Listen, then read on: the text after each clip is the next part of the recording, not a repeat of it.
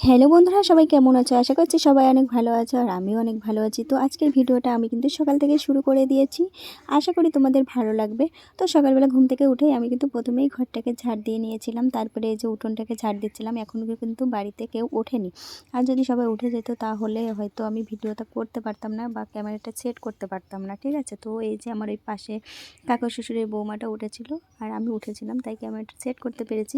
তো দুজনে গল্প করছিলাম, অভ্যাস করছিল, আমি উঠোনটা ঝাড় দিচ্ছিলাম, তো দুজনে গল্প করছিলাম, এটা ওইটা বলছিলাম যে এইভাবে ভিডিও করলে পরে মানে একা একা হয় না, একজনের দরকার হয়, হেন তেন, মানে অনেক রকম কথা বলছিলাম আর কি। এই যে তারপরে যে আমি কথা বলতে বলতে কিন্তু আমার উঠোনটা প্রায় ঝাড় দেওয়া শেষ হয়ে গেল। এবার আমি জামাকাপড় ছেড়ে ডাইরেক্ট চলে এসেছিলাম রান্নাঘরে।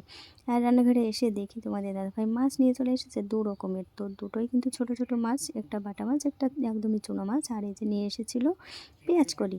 তো আমি এই মাছগুলো কেটে রান্না করে মেয়েকে কিন্তু স্কুল ধরাতে পারবো না, তো তার জন্য এই যে এদিকে ছিল 4খানা ডিম, আর এটা কিন্তু হাঁসের ডিম ছিল। তো এই ডিমটা আমি বসিয়ে দিয়েছিলাম যে জলদি জলদি হয়ে যাবে, মাছটা কাটতে কাটতে ডিমটা সেদ্ধ বসিয়ে দিয়েছিলাম। আর এই যে ডিমের উপর আমি একটুখানি লবণ ছিটিয়ে দিয়েছিলাম, যেহেতু হাঁসের ডিম। আর এমনি মানে পোলট্রি মুরগির ডিম হলে পরে কিন্তু লবণ দেওয়া লাগতো না, এমনিতেই হয়ে যেত। আর এদিকে ভাতটা বসিয়ে দিয়েছিলাম। আর তোমাদের দাদাভাই দেখি ডিমটাকে ছাড়িয়ে দিল, ধুয়ে মুয়ে দিল। তারপরে আমি এই যে ডিমটাকে ভেজে নিচ্ছিলাম, একদমই সিম্পল তরকারি করতে বলেছিল ও, বলছিল আমার ঠাকুমা যেভাবে তরকারিটা বানাতো তুমিও ঠিক সেইভাবেই বানাতে, দেখি কেমন লাগে খেতে।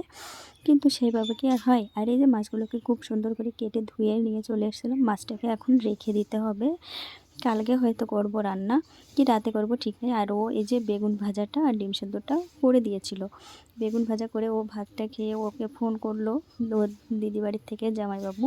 তো ও এখানে চলে গেছে, মানে শুধু বেগুন ভাজা দিয়ে ভাত খেয়ে মেয়েটাও খেয়ে নিয়েছিল শুধু বেগুন ভাজা দিয়ে ভাত।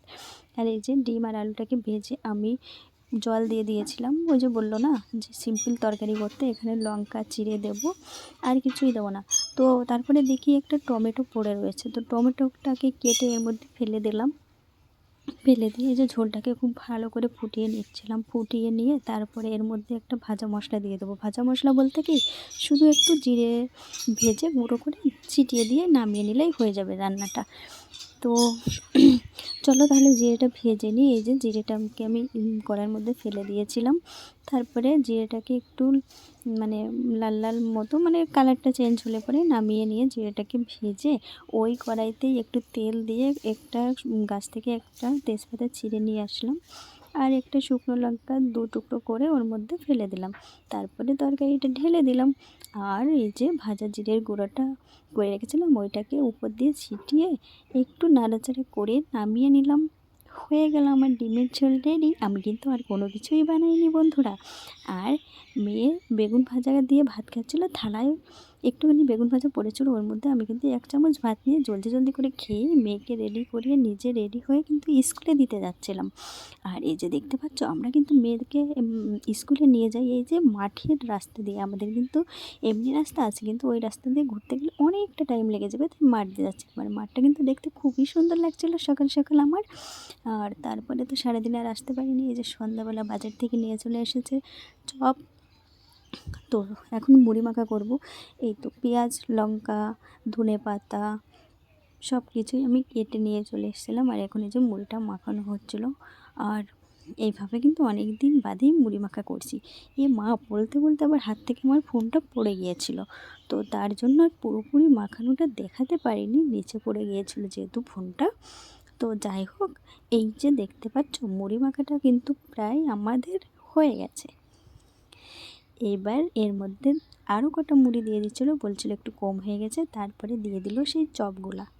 এটা কিন্তু আলুর চপ ছিল, বলছিল শুধু আলুর চপই পেয়েছি, অন্য কোনো চপ ছিল না, আজকে নাকি আগে কি শেষ হয়ে গেছে। আর বাজারে যেতে অনেকটা লেট হয়ে গিয়েছিল, আর মুড়ি মাখা করে অর্ধেক খাওয়া প্রায় শেষের দিকে হয়ে গেছে, তখন বলছে একটু চা করে নিয়ে আসো।